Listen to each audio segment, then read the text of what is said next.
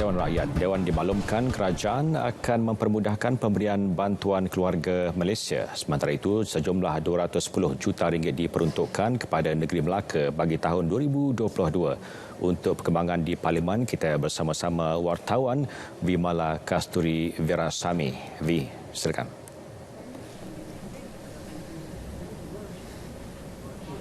Terima kasih Syah. Baik saudara, kerajaan akan mempermudahkan proses pemberian bantuan keluarga Malaysia BKM kepada golongan berkelayakan seperti yang diumumkan dalam bajet 2022.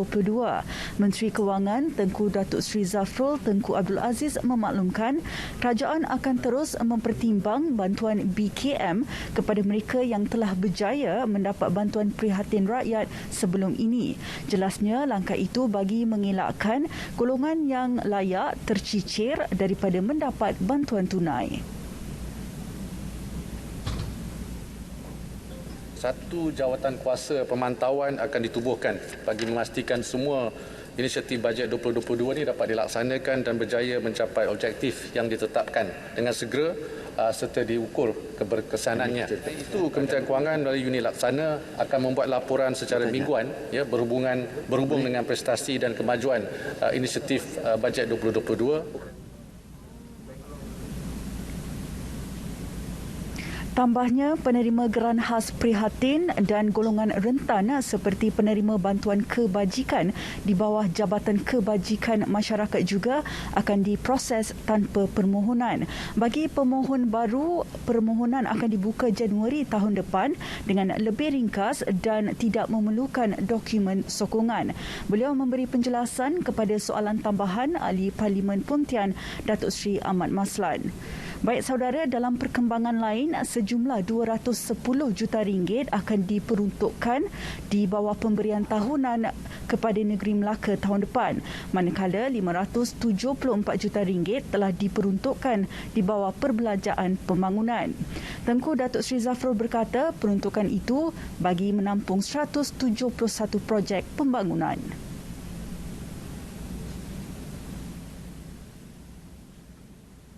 Daripada 171 projek yang diluluskan bagi Melaka, sejumlah 39 merupakan projek baharu yang telah diluluskan untuk tahun hadapan yang melibatkan peruntukan 51.8 juta ringgit. Tambahnya, rakyat negeri Melaka juga akan terus menerima bantuan tunai dengan anggaran peruntukan melebihi 300 juta ringgit. Ini bakal memanfaatkan hampir 300,000 penerima melalui bantuan bulanan kebajikan masyarakat serta bantuan keluarga Malaysia. Saudara, Digital Nasional Berhad DNB sedang melaksanakan perbincangan dengan syarikat telekomunikasi berhubung pelancaran 5G negara di bawah pengawasan Suruhanjaya Komunikasi dan Multimedia Malaysia SKMM. Draft tawaran aksas rujukan RAO untuk perkhidmatan borong LG juga telah dikemukakan kepada SKMM dan syarikat telekomunikasi September lepas bagi membolehkan mereka berinteraksi dengan DNB dan memberikan maklum balas.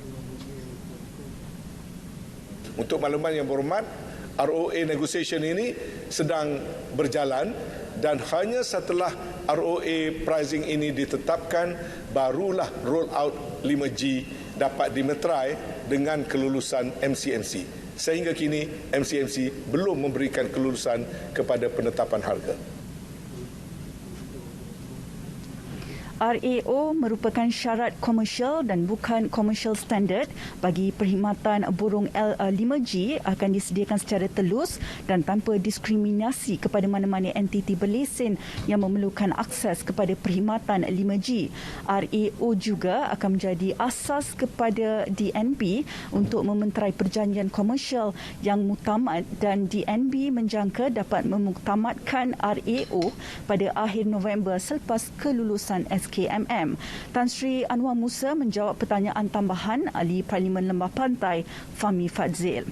Baik saudara, kelulusan bagi cadangan pembangunan perdagangan di atas Lot 635 Seksyen 55 Jalan Scott Brickfields Ibu Negara tidak akan ditarik balik.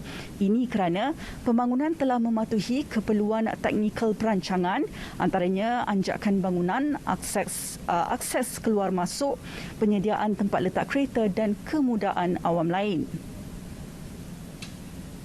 Dia ada hak sebagai tanah pendirian untuk membangunkan kawasan yang berkenaan, dan ini telah pun kita maklumkan tadi dimulakan pada tahun 2016 lagi.